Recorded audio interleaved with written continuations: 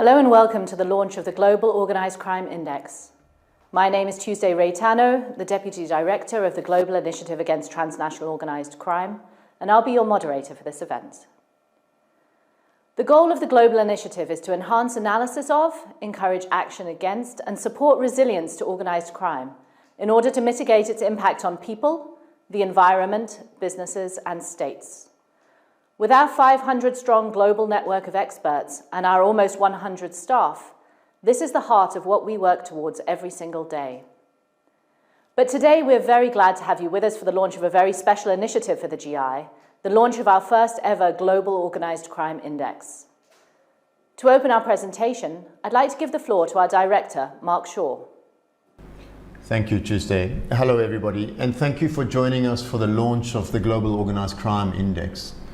Since the GI was created, we've worked hard to build a platform to promote greater debate and innovative approaches towards organized crime, towards a more inclusive global strategy against the phenomenon.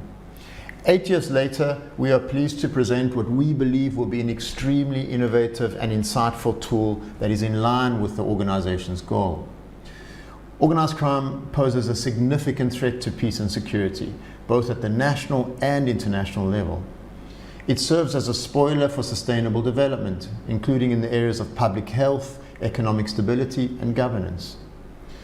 But organized crime is, of course, not a new phenomenon, though it is now a more urgent issue to address than ever.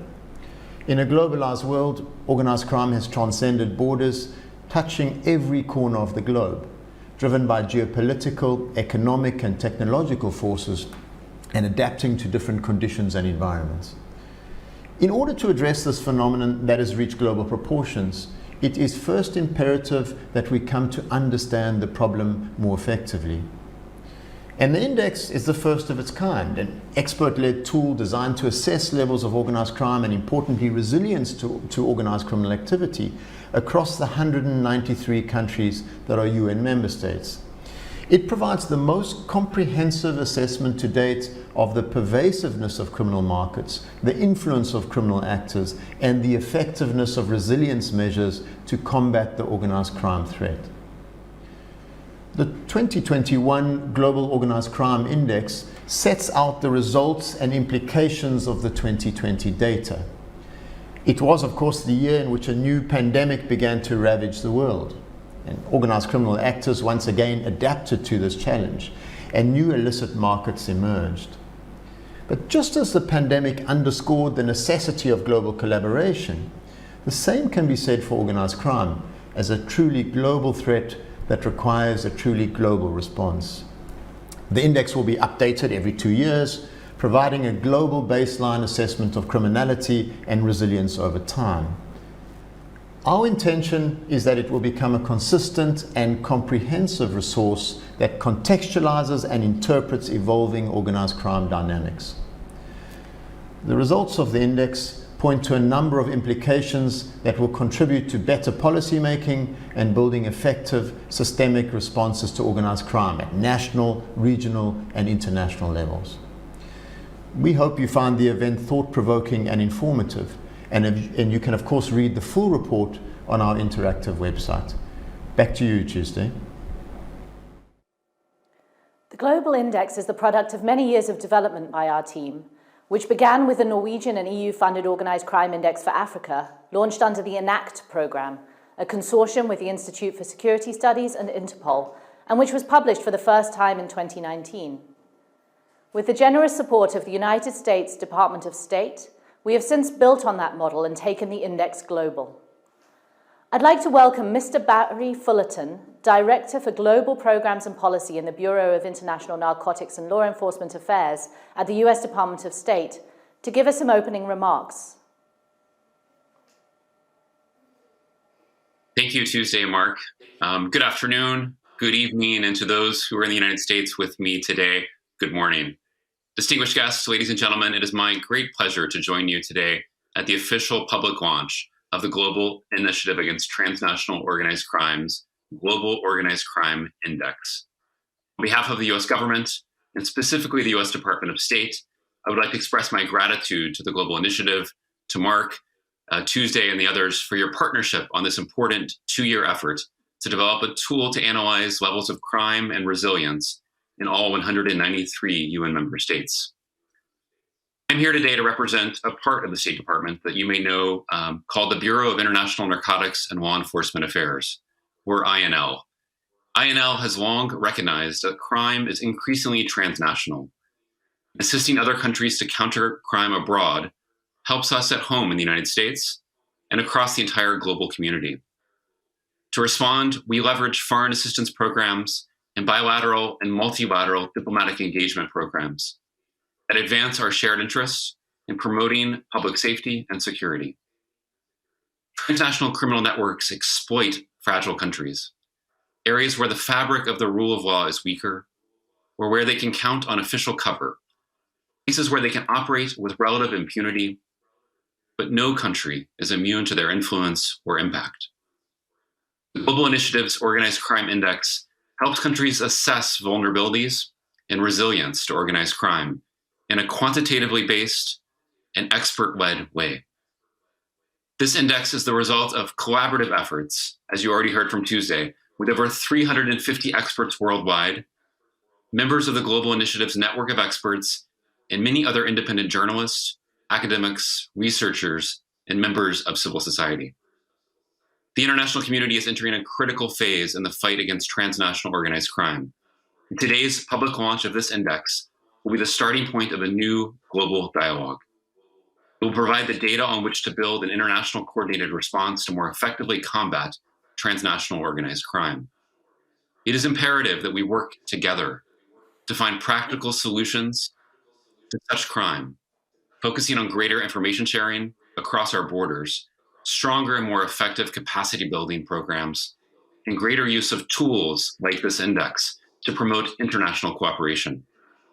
We are thankful today to the Global Initiative for hosting and organizing this important event, and for its leadership in serving as a platform to promote greater debate and innovative approaches to combating transnational organized crime globally. Thank you very much. I look forward to the program today. Back to you, Tuesday.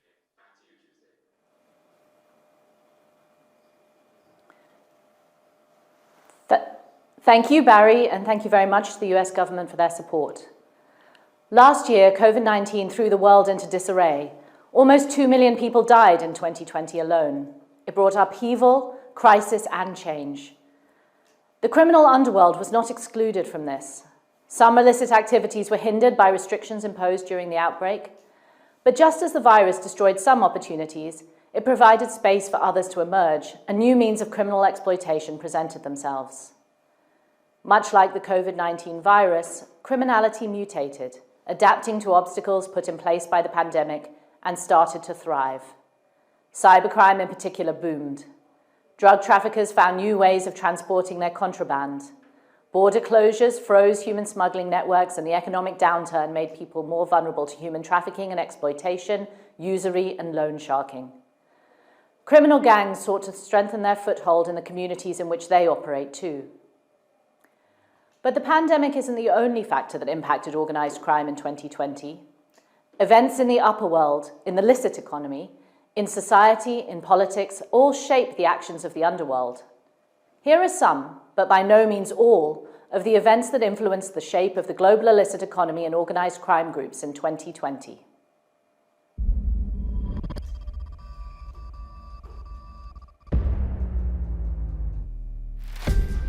The start of 2020 was marked by the identification of the novel coronavirus in Wuhan, China.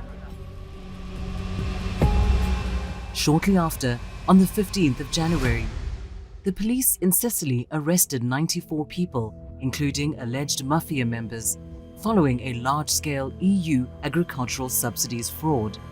2 mafia groups were said to have obtained at least 5.5 million euros in EU farm subsidies for land they didn't own. The Dawn raids were said to be one of the largest police operations focused on the Cosa Nostra.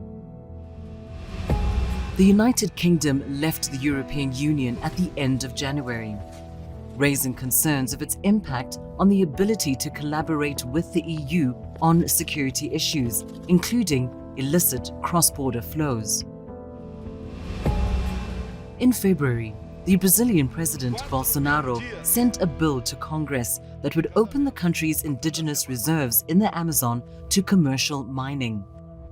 Violence against land defenders and indigenous people has become an increasing concern in recent years, especially in Latin America and Asia.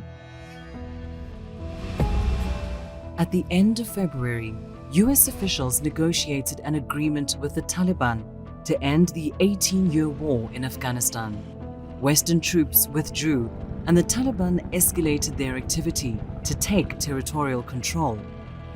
Afghanistan is the world's largest producer of heroin, and the Taliban are known to be involved in this trade by taxing illicit goods in production areas, and further insecurity could boost the opportunities for trafficking groups. In March, the World Health Organization officially declared the COVID-19 outbreak as a pandemic. Use the word pandemic. Illicit actors took advantage of new opportunities afforded by the pandemic, including the sale of fake PPE by creating fraudulent websites and the hacking of furlough schemes. 1 week later, oil prices fell to a 17-year low, largely due to a decline in demand from industries stalling as a result of the pandemic.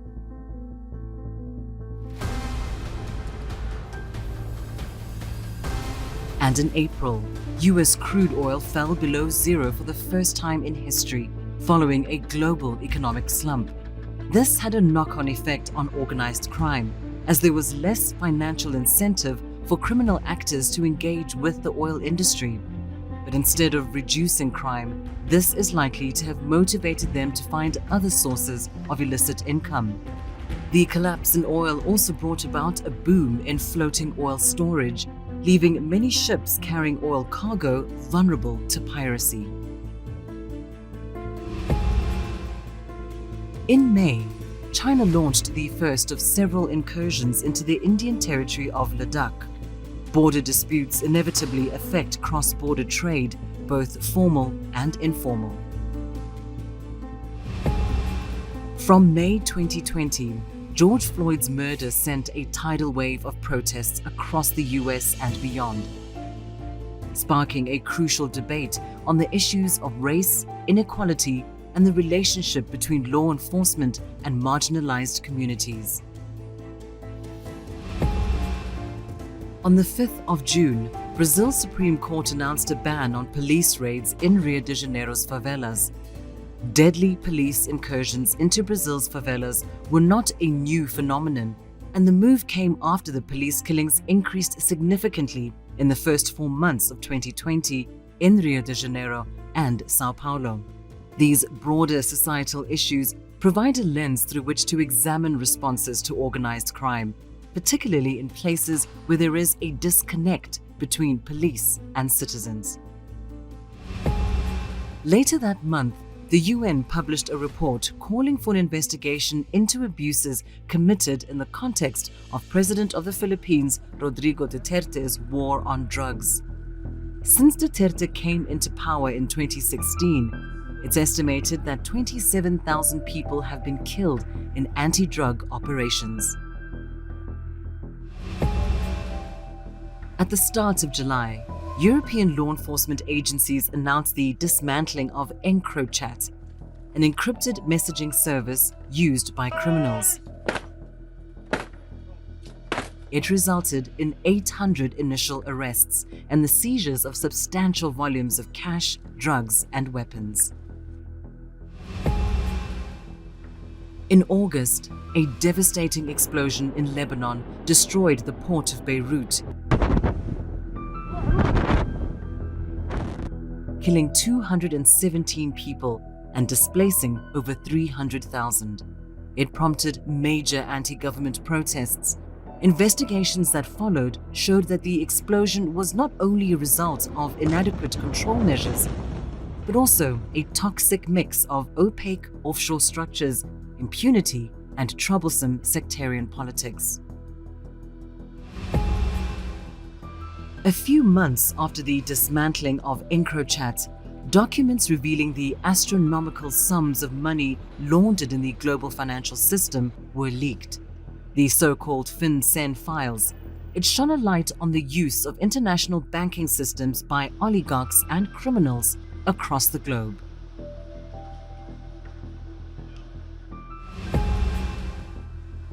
And the next day, the Trump administration imposed economic sanctions on Iran following the US withdrawal from the Iran nuclear deal. With these sanctions, long-standing smuggling networks can benefit from the increased need for basic goods and other commodities that are either too expensive or cannot be legally obtained. On the 4th of November, the Ethiopian Prime Minister Abiy Ahmed ordered a military offensive against regional forces in Tigray. Across Africa, conflict and instability were unimpeded by the pandemic, with armed attacks, government offensives, and insurgencies, and creating opportunities for arms and people trafficking in the region. On the 2nd of December, the UN Commission on Narcotic Drugs voted to remove cannabis from Schedule 4 of the 1961 Single Convention on Narcotic Drugs. While the move is unlikely to have any material impact on illicit markets, it does represent a shift in attitudes towards the substance, paving the way for further reform. And on the 6th of December, President Nicolas Maduro's party won legislative elections in Venezuela, which were boycotted by all main opposition parties. The country has become a key hub for illicit flows of arms and people, and while the political crisis shows no sign of abating, the country's instability is a key enabler of organized criminal activity, not only in Venezuela itself, but it also risks destabilizing other fragile states in Latin America and the Caribbean.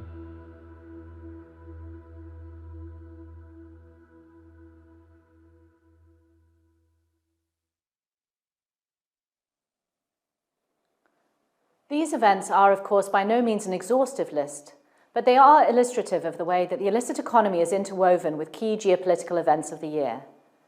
You can take a look at the full timeline in the 2021 Global Initiative Index report. All over the world, organized crime poses a major security threat, and this is made even more fragile by a lack of resilience to organized crime. Illicit economies and criminal actors are a transnational threat, which demand a global response. Countries must work together to help prevent and slow the damage caused by the illicit economy and criminal actors. The Global Organized Crime Index aims to improve our understanding of how this could be achieved. Focusing on criminality alone limits our view of the organized crime landscape. Countries may have similar scores for criminality, but it's how they approach this problem that matters the most. By also considering how robust a country's framework and capacity is to respond, the index takes a much more rounded and balanced view. And while the precise relationship between criminality and resilience cannot yet be seen, we hope that with subsequent iterations, the index will allow us to better understand these dynamics over time and be used as the tool to galvanize political will and increase global awareness of the threat. Without these elements, we cannot hope to have an impact against a problem this vast. Now let's have a look at some of the key findings from the index in 2020. More than 3/4 of the world's population live in countries with high levels of criminality and countries with low levels of resilience to organized crime.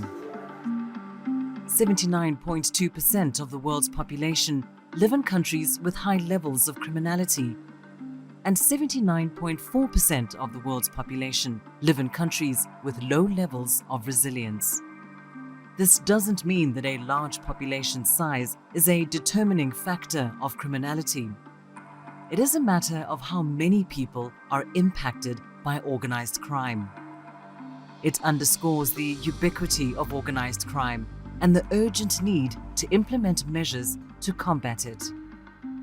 Asia has the highest levels of criminality, closely followed by Africa and the Americas. To an extent, this is not surprising. Asia is the most populous continent. It is rich in natural resources and home to some of the world's largest economic powerhouses. Western Asia is a notoriously fragile region in which several countries have experienced or are experiencing either conflict or its immediate impact over the past decade. However, this is the only region in Asia that scores in the top 5 regions globally for criminality. This underscores the importance of breaking down the analysis into sub-regions to accurately identify where harms are being felt. Human trafficking is the most pervasive of all criminal markets globally, followed by the cannabis trade, arms trafficking, human smuggling, and wildlife crimes. The ubiquity of the human trafficking market is based on the dehumanizing reality that all over the world, people are subjects of exploitation, and that exploitation comes in many forms. Democracies have higher levels of resilience to criminality than authoritarian states. Countries categorized as full democracies on average exhibit higher levels of resilience than authoritarian states. Good governance sets the foundation on which to build and strengthen institutional and non-state frameworks to better society and counter organized crime. State actors are the most dominant agents in facilitating illicit economies and inhibiting resilience to organized crime. 2020 was marked by a number of high-level corruption scandals in various parts of the world which embroiled holders of political office. While the degree to which criminality has permeated state institutions varies from low-level corruption to full state capture, they are nonetheless the most dominant type of criminal actor in the world. Inevitably, this has implications for countries' ability to respond to organized crime. Many countries in conflict and fragile states are acutely vulnerable to organized crime. Countries with the highest criminality levels are those experiencing conflict, insecurity, or fragility. The Democratic Republic of Congo was identified as the country most affected by organized crime, followed by Colombia, Myanmar, Mexico, and Nigeria. In conflict settings, the attention and capacities of the state may be diverted to war efforts, leaving social, economic, and security institutions weakened, while resilience to organized crime declines.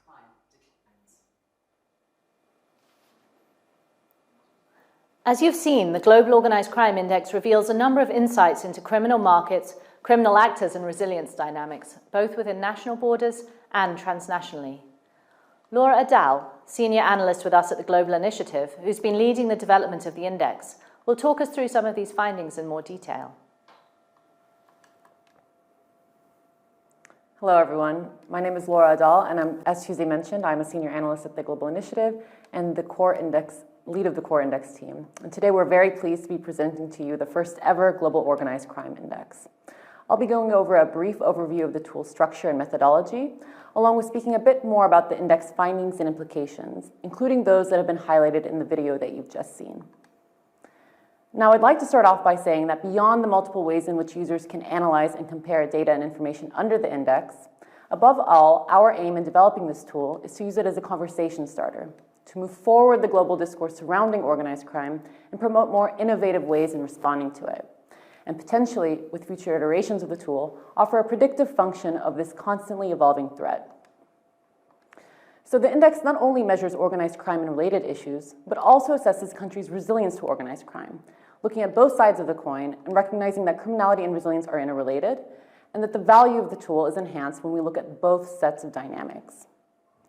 The tool captures criminality by evaluating two components. First, the scope and scale of 10 criminal markets, and second, the structure and influence of 4 criminal actor typologies. At the same time, in assessing resilience, the index evaluates the existence and effectiveness of 12 what we call building blocks of resilience. So for each of the 193 countries in the world, 2 scores are assigned. First, countries are led by their criminality score, comprising criminal markets and actors. And second, countries are assigned the resilience score.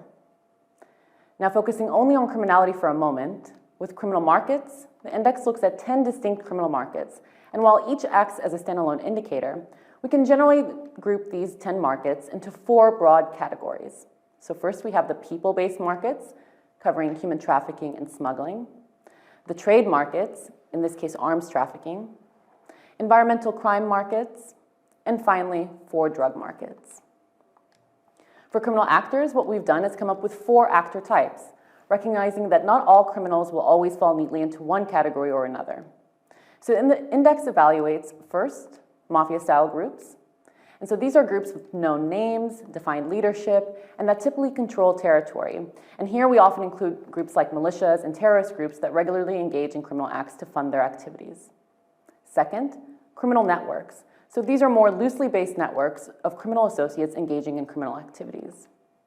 Third, state-embedded actors. And these are criminal actors embedded in and acting from within the state apparatus.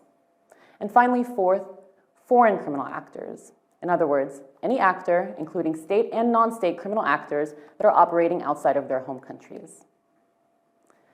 Now, turning to resilience, the index looks at the types of mechanisms that countries have in place to combat organized crime and the effectiveness of these measures. Like criminality indicators, each resilience building block is a standalone indicator of resilience. But nevertheless, general categories do appear, reflecting the political, legal, criminal justice, economic, and social spheres of society that, when taken together, have the potential to provide holistic and sustainable responses to organized crime. Now, all indicators under the overarching criminality and resilience components are scored on a scale of 1 to 10.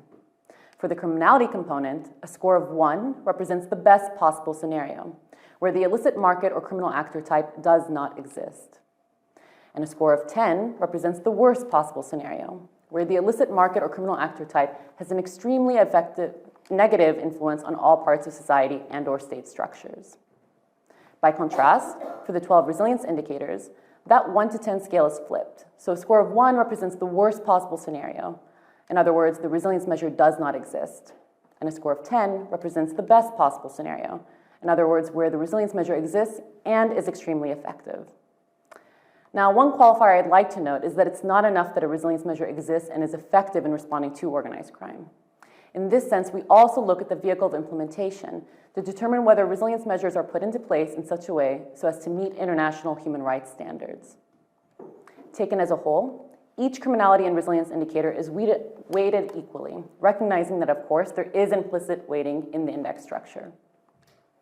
One thing that is important to note on scoring for both criminality and resilience is because of the way the index is structured, countries that have more diverse criminal markets, for example, will have higher scores than countries that may have just 1 or 2 extremely pervasive market or actor. And again, this is just because of how the index calculates scores by taking a simple average of all indicators to come up with a final overall score. Now, the actual scoring for the index was an iterative process where initial research was carried out to create a preliminary profile for every country in the world, highlighting background information for each of the 26 criminality and resilience indicators.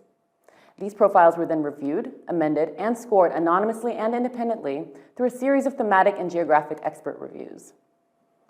Input from these rounds were then consolidated, and profiles then went through a series of evaluations to make sure scores were calibrated for regional and eventually global comparisons.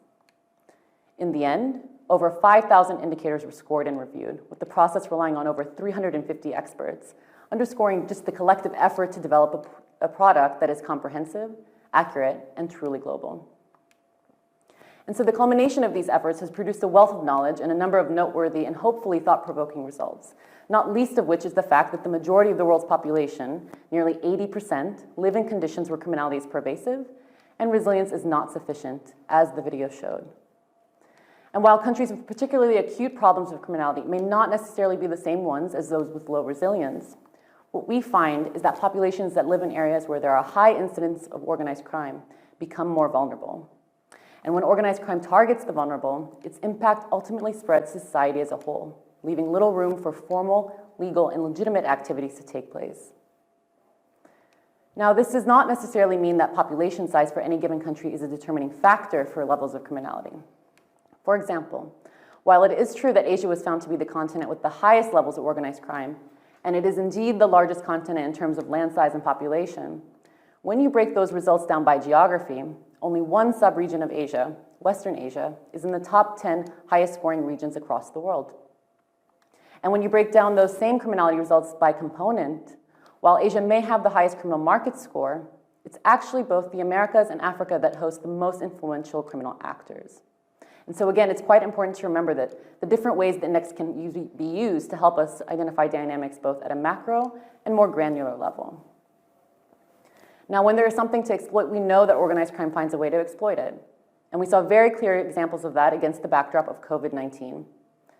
Traditionally, when we think of the most potent criminal markets, it's often those that trade in highly prized or rare commodities. But in reality, the pervasiveness of markets tend to revolve around the things that are the most available and versatile. And this is perhaps nowhere more true than when we talk about the exploitation of human beings themselves. One of the key index findings is that human trafficking with a score of 5.58 out of 10 was not only identified as the highest scoring criminal market worldwide, as the video pointed out, but when the results were broken down, we found that it also featured in the top 5 criminal markets on every single continent. Now, why is that? Well, of course, humans themselves are unfortunately the subjects of exploitation, but also because their exploitation comes in many forms, from forced labor to organ trafficking and sex trafficking. And because such exploitation encompasses a range of illicit activities, they can occur in any and every country in the world, rich and poor, big and small. Now, the same principles for the pervasiveness of the human trafficking market could be said for other high-scoring illicit activities. Let's take the drugs market, for example. The cannabis trade was identified as being the second highest-scoring market worldwide, reaching an estimated 200 million users globally in 2019, and far more pervasive than the cocaine, heroin, and synthetic drugs trade. But why is that? Well, one explanation can be that while those other narcotics could be the dominant in some source countries, their high cost and the preference for other drugs in some user markets may contribute to their limited prevalence globally. When we compare that to cannabis, we know that cannabis can be cultivated in a range of environments and is comparatively cheap. And since the pandemic began, we know that studies have come out showing the decline in the consumption of party drugs, or those frequently taken in social settings like cocaine and MDMA due to lockdowns and other restrictions, while also seeing a rise in cannabis to combat anxiety and depression amid the pandemic. And so we see these principles of product availability and versatility apply to other markets that can contribute to their pervasiveness, along with a range of different variables. Now, as we've mentioned, criminal markets make up only one aspect of the index criminality score. And by exploring the dynamics of criminal actors, index gives us insight into how criminality is perpetrated. For instance, even though criminal networks can generally be thought of as the conduits of illicit flows within a country and transnationally, in fact, it was state-embedded actors that were identified as the dominant criminal actor type worldwide, with a global average of 5.76 out of 10. And this is particularly troubling because what it tells us is that in many cases, the very apparatus that is meant to be the driving force to counter organized crime may even perpetuate criminal activities. Now, we recognize that the degree of state involvement in illicit activities occurs on a spectrum, from low-level corruption to full-on state capture, in which the state apparatus is the predominant and often sole perpetrator of illegitimate violence and crime. And of course, the implications of this finding not only impacts countries' criminality, but also reflects countries' resilience to the organized crime threat. So what about resilience? Well, most often what we saw in the resilience results was that while many countries had the necessary frameworks in place showing an expressed desire to combat organized crime, implementation was lacking. For example, resilience indicators like international cooperation and national policies and laws scored the highest among the 12 building blocks, with global scores of 5.68 and 5.42 respectively.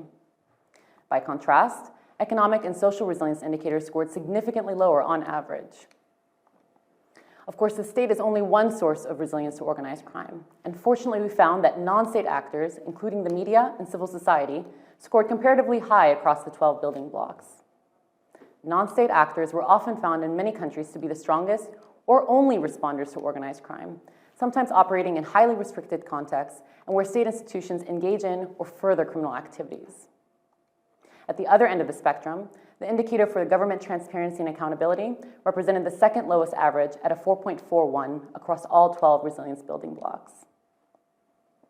So what are the barriers to countries' resilience to organized crime? Of course, what makes a country more or less vulnerable to organized crime is an extremely complex subject to study. And while the index provides a standardized way to evaluate criminality and resilience across a spectrum of environments, what we've acknowledged right from the start of the creation of this tool is that in analyzing organized crime, states start off on unequal footing, often through no fault of their own. We know that organized crime is everywhere, but how it looks in any given place is dependent on a range of distinct circumstances. Like criminality, there is no one-size-fits-all approach to resilience, and so no assumptions can be made about what makes a country resilient. Now, for criminality, we've said things like population size aren't necessarily linked to levels of criminality, but are there any similar relationships we can pull out for resilience? What the index has found is that governance does influence countries' resilience to organized crime. For example, another key finding that the video highlights is that countries categorized as full democracies, on average, exhibited higher levels of resilience than authoritarian states, with a strong correlation between the EIU's 2020 Democracy Index and the Global Index Resilience scores. In fact, 4 out of the top 5 countries with the highest resilience were also in the top 10 countries of the 2020 Democracy Index. At the other end of the resilience spectrum, 82% of countries with the 20 lowest resilience scores were categorized as authoritarian states. We know that states that are participatory, accountable, effective, and founded in the rule of law provide a foundation on which to build state and non-state frameworks that can counter organized crime.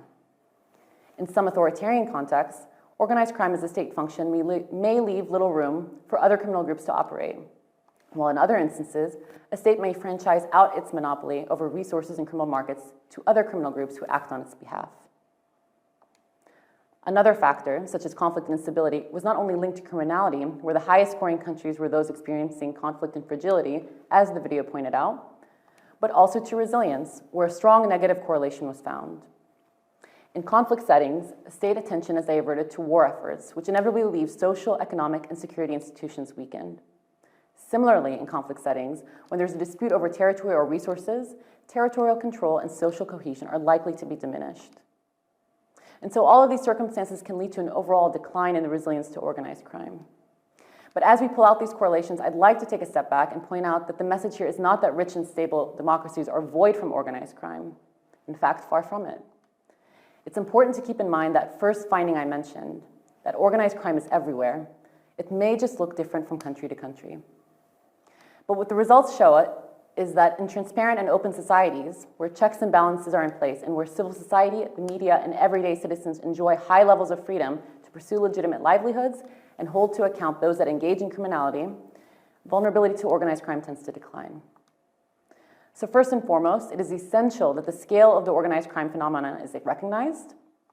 And once that happens, we can begin to take the necessary steps to address it based on a robust evidence base to which the Global Index contributes. This includes working towards ending the impunity of state-embedded actors to increase resilience, peace building, and bolstering democratic values and the rule of law. The index highlights these differences in organized crime, but does so in a systematic and measurable way through both a geographic and thematic lens. And so we encourage you all to visit our interactive website at ocindex.net and read the 2021 report that speaks to these issues and much more. Thank you.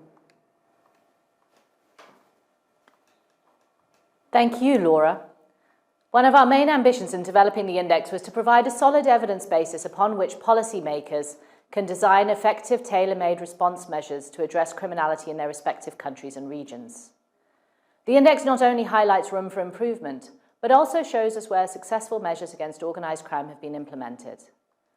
While individual scores and conclusions may be disputed, the process of score interrogation and reflection is part of the overall dialogue that the index aims to achieve, and we hope will serve to build consensus and agreement around priorities for action.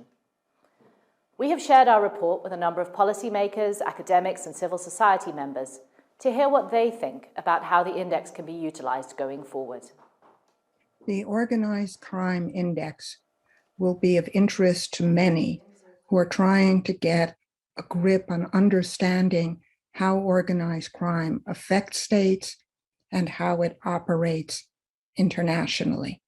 Especially interesting to me was to understand through the data that the index has how central the problem of conflict is to organized crime in many regions around the world.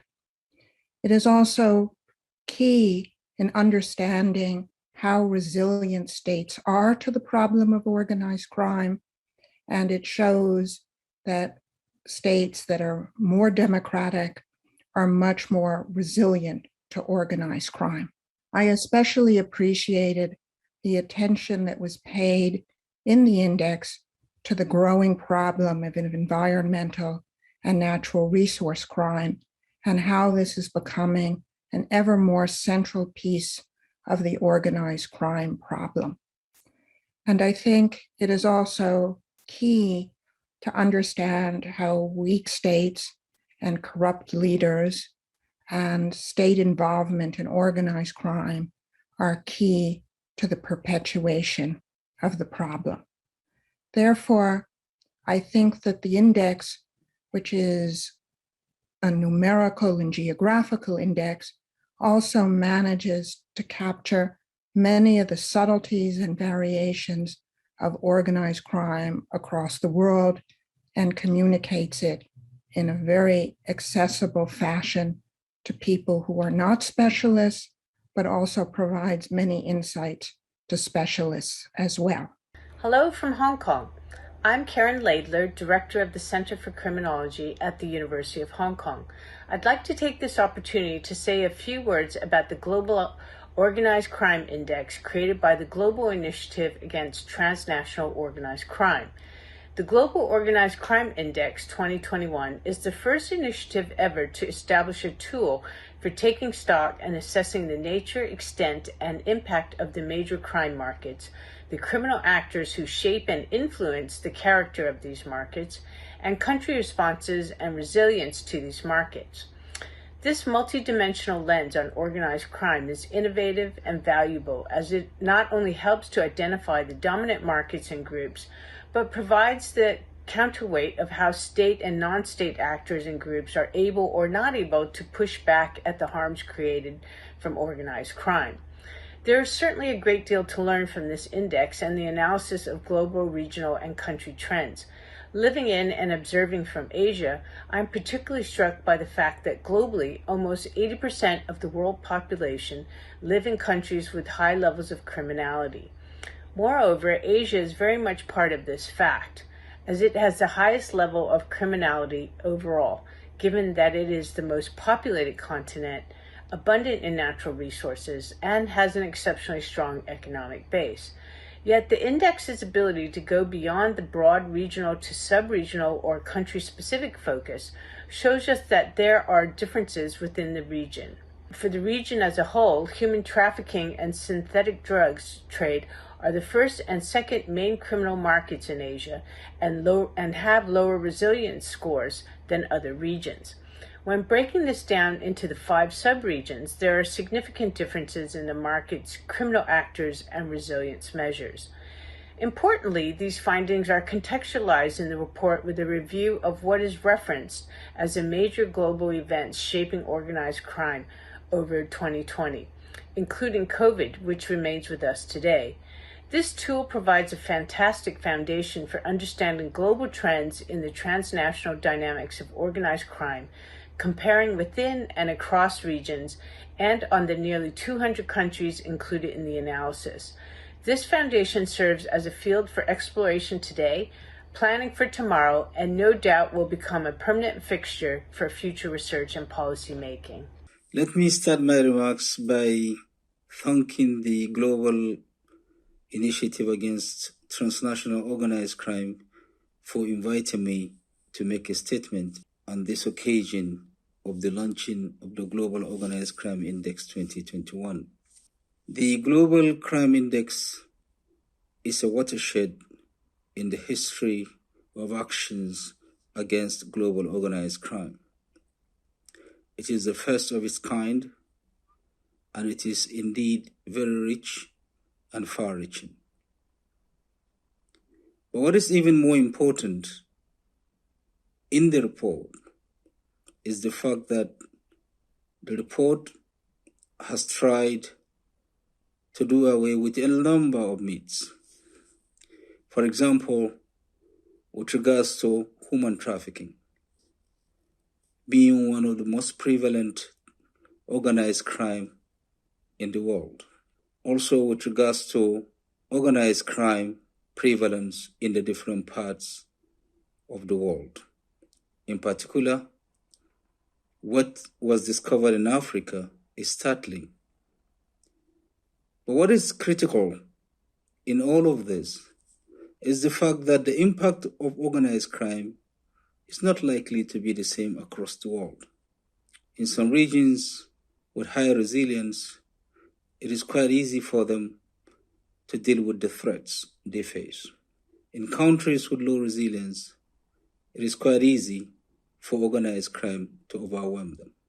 But being the first of its kind, it has opened up our eyes for us to look deeper and wider, to understand the causes, the enablers, and the facilitators of organized crime, so that we can begin to dissect these causes, these enablers and facilitators, for us to ensure that we are dealing with them based on the fact that any element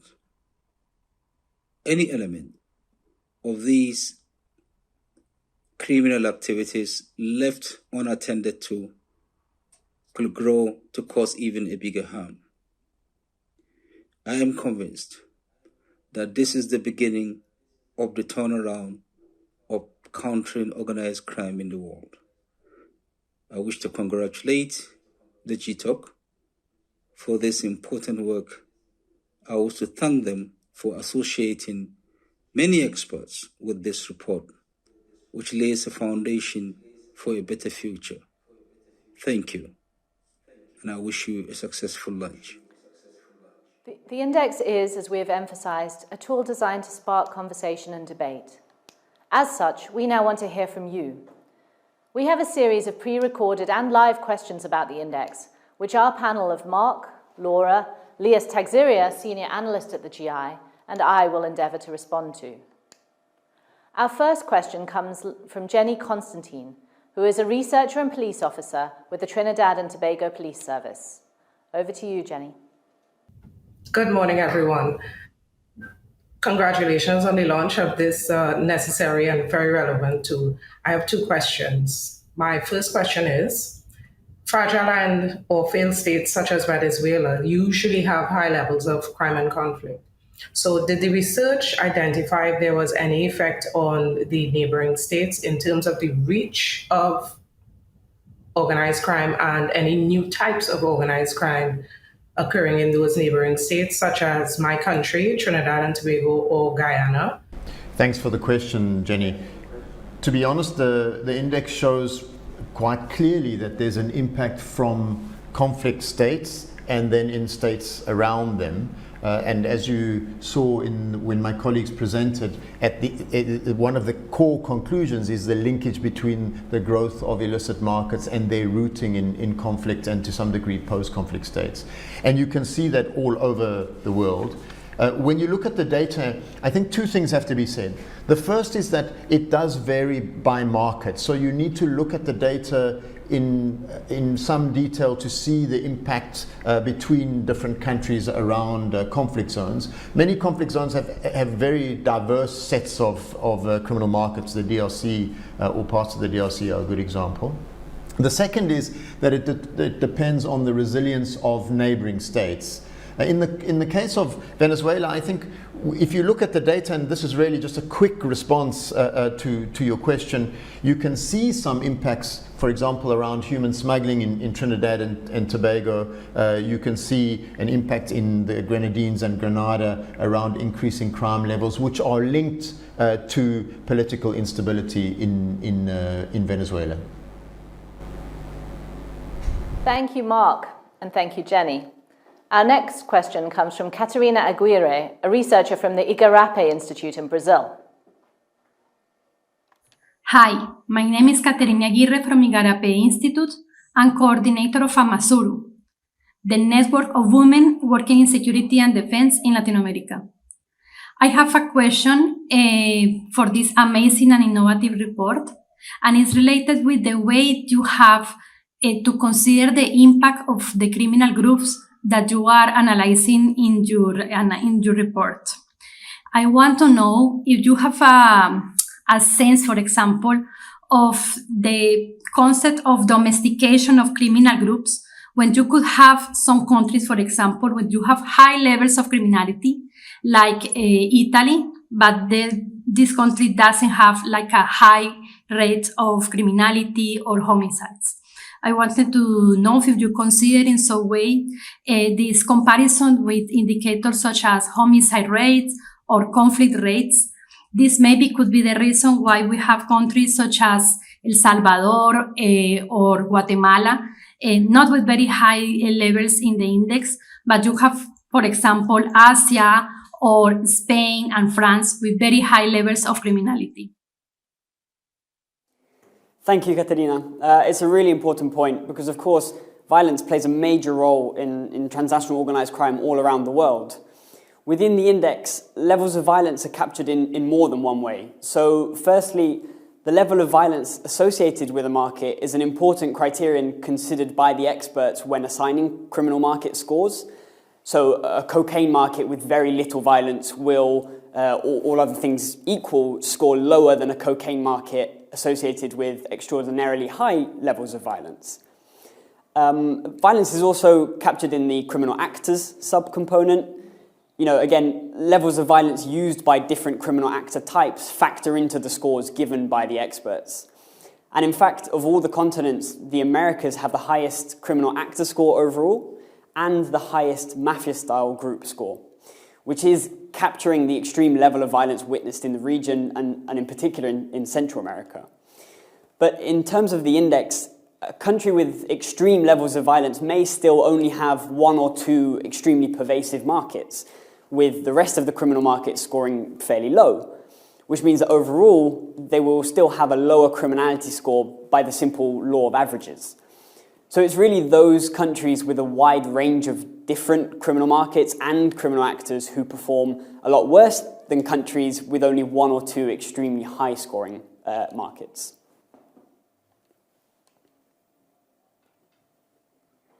Thank you, Lias.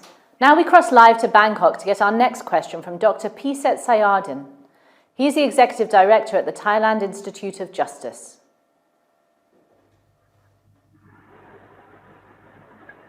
Thank you all, and congratulations for the successful launch of an important tool. And I agree with many of you that it's very exciting news. Here in Thailand and at TIJ, we are interested in understanding the root cause of crime, believing that this could be an important entry point when we're trying to reduce the likelihood that many would be involved in the criminality. We see a lot of incidents here in this region as well. So my question or my interest would be to see whether or not you think that the capacity of the state to be able to tackle the criminality of the crime at the root cause would constitute a useful framework when we want to understand its resilience, for instance, in this context. So, and if you think there is a good likelihood that addressing the crime at the root cause would constitute also a good point, what type of data that you think would be useful for data collection and for taking to or incorporating into this already wonderful index? So that's my question. Thank you. Thanks for your question. So in a word, yes, but it's not so simple. What pushes people to engage in criminal activity obviously varies, but often it is out of necessity or a lack of opportunities. And that was very much part of the rationale that we used when selecting indicators under the index to evaluate resilience. So we have these 12 building blocks of resilience that capture a whole host of factors, including things like economic regulatory capacity, which among other things looks at whether regulations are in place that allow for or hinder private sector business development, all the way to social indicators that look at things like opportunities for community outreach, recognizing that by having safeguards in place to protect vulnerable groups, the need to engage in criminal activities tends to decline.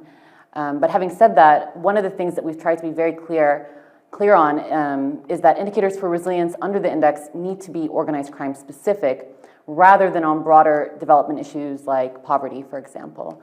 But of course, the issues of organized crime and development are linked, and often so in a vicious cycle. So where there is weak development, conditions like poverty, inequality, and weak infrastructure begin to appear, and this in turn is a breeding ground for organized crime to take advantage and to flourish, which in turn hinders development.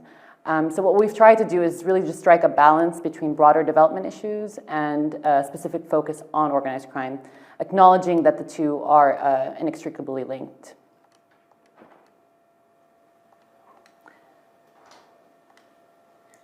Thank you, Dr. Pisat, and thank you to Laura. Our next question comes from Dr. Lucia Dammert, professor at the University of Santiago of Chile. Hi, this is Lucia Dammert from Santiago de Chile. I just want to thank the Global Initiative Against Transnational Organized Crime for inviting me to ask a question on this very important document, the Global Organized Crime Index 2021. I think this is a document that will, for sure, generate some debate around the world, and specifically in Latin America. As the key findings describe, there are some counterintuitive discussions or facts. At least for us in Latin America, we always thought that the Americas were the most violent place in the world. However, one of the key findings is that Asia is the place in which most of the criminality is focused. So also, I believe that for us, that we're suffering a lot of drug trafficking presence, and that's depicted in this report. It's really important to see how human trafficking is, in fact, the most pervasive of all criminal markets globally. So my question for you all is, how can we in Latin America tackle the presence and the consequences of drug trafficking? Would decriminalization be a good way to move forward? Because for almost 2 decades, we have been developing this war on drugs, and the results are basically not good. So in order to tackle violence and the criminal markets that developed under the drug trafficking organizations, do we think that that decriminalization is a good and sound policy decision to take, or should we actually continue with this war on drugs that bring us a lot of violence and not really good results? Thank you. Lucia, thanks for the question. And of course, the first point to make is that the index measures a range of criminal markets. So that's one reason why Asia, which has a great diversity of criminal markets, or parts of Asia, comes up as a region as having the greatest impact. But if you look at the Latin American scores, of course, you can see the impact that drug trafficking has in that particular region. And if you break down the scores by sub-region, you can also see the impact, particularly in Central America. Now, your question around should the war on drugs be continued, I think the answer and the global consensus is, and increasingly, no. Does that automatically mean that there are easy solutions around reducing the profits that criminal groups make from drugs? I think it's worth, and what the Global Initiative does is provide a platform for many of those discussions. What is clear, I think, from our research work is the urgency of harm reduction measures at lower levels. So the general trend globally for police agencies and others to pick up low-level drug users without targeting higher-level crime bosses, which are more difficult, who may have political protection, who may be engaged in corruption. The index shows quite clearly the degree to which organized crime has penetrated states across the world. So this is one of the key questions, I think, that we hope the index highlights. We hope that it generates debate about possible solutions, and in many ways also widens the debates that take place in Latin America, but which have yet, I think, to gain traction elsewhere in the world. Thank you for the insights, Mark, and thank you, Lucia, for the question. We've got another question now from Dr. Almir Maljevic, professor at the University of Sarajevo. Good afternoon, ladies and gentlemen. My name is Alvin Marjevic, and I'm logging in from the University of Sarajevo Faculty of Criminal Justice Sciences, where I work as a professor of criminal law. Over the past 20 years, I've been dealing with a number of issues related to organized crime, either from the research or from policy perspective. And I have to tell you that I'm really honored that I had an opportunity to read the report about the Global Index against Organized Crime, Global Organized Crime Index at this very, very early stage. I have to say that I'm very impressed with the work that the team has put forward, and I would like to use this opportunity to congratulate the team for the work they've done.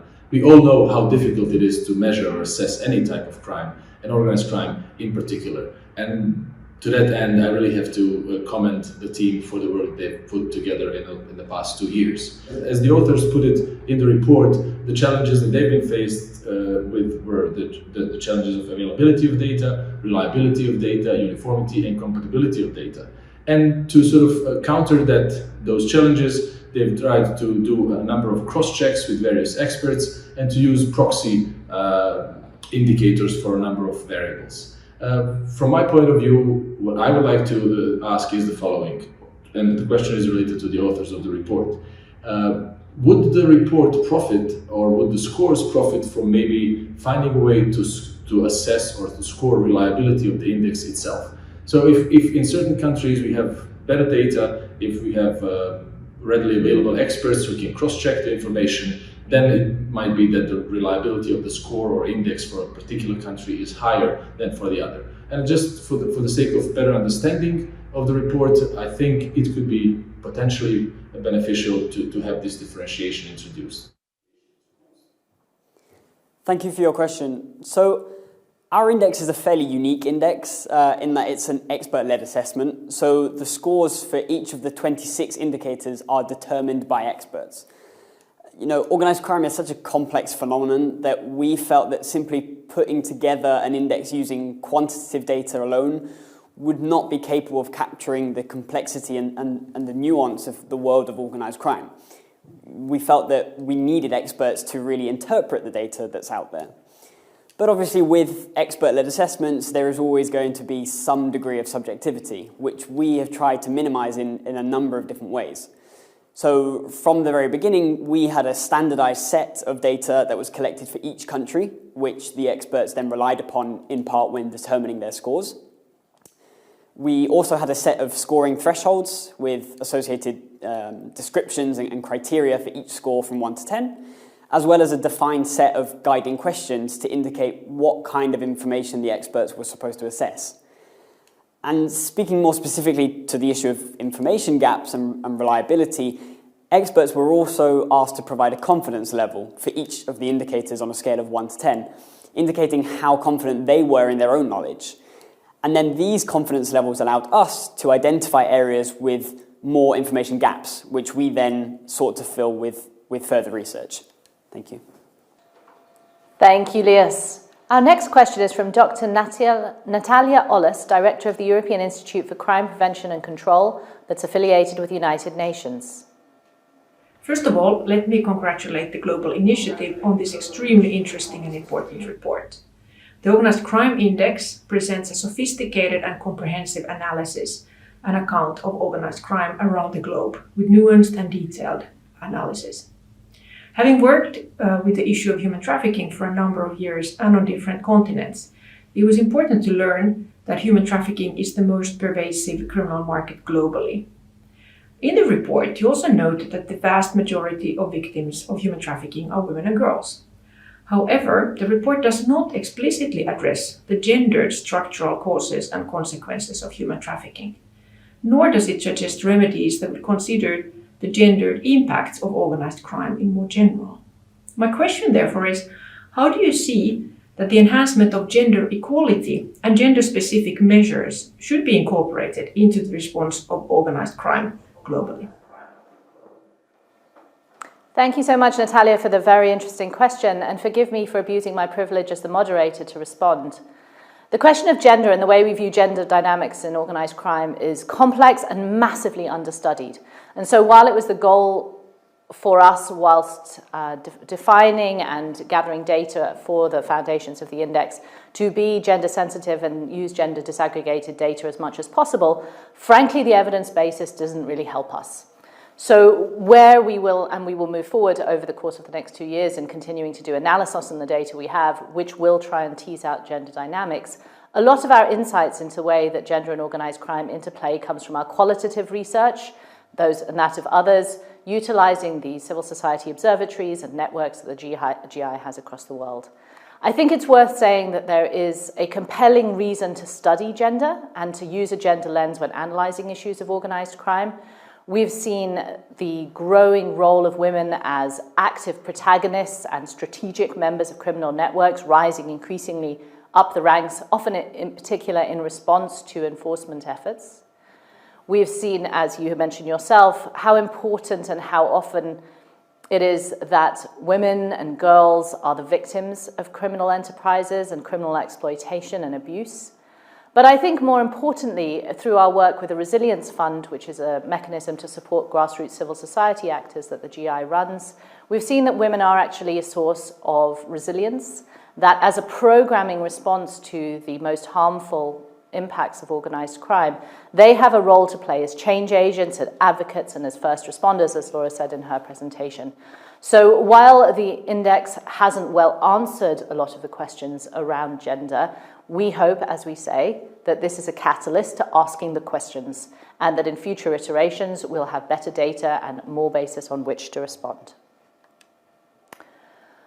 So turning to our final question on the report, we're going to hear from Lansana Geberi, a consultant at the Open Society Initiative for West Africa.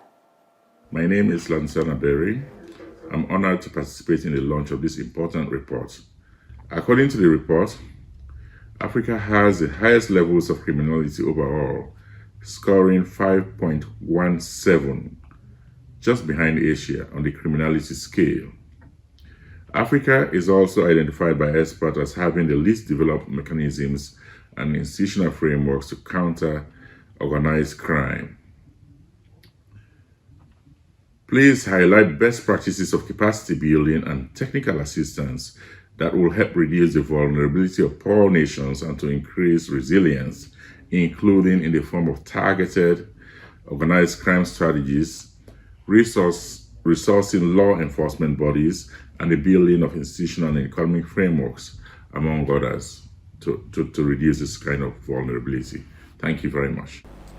Lansana, thank you very much for the question. I think the first point I want to make is we hope that one of the key conclusions or outcomes that can be drawn from the index relates indeed to the delivery of technical assistance, so both to its prioritization geographically and also by sector.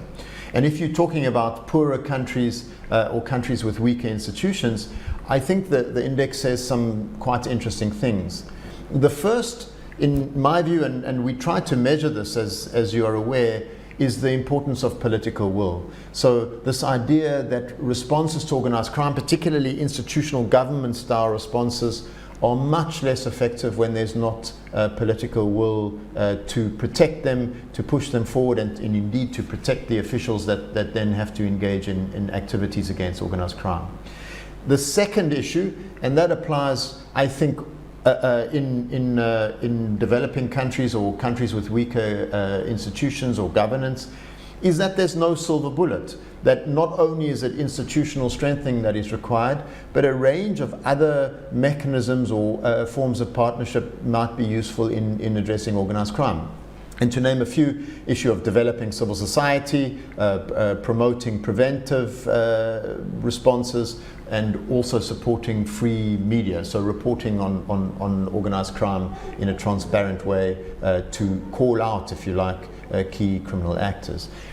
Now, all of that, I think, has a question of timing. A lot of this relates to the nature of political systems, the degree to which the state may be involved, the degree to which criminal actors may be linked to politics, etc.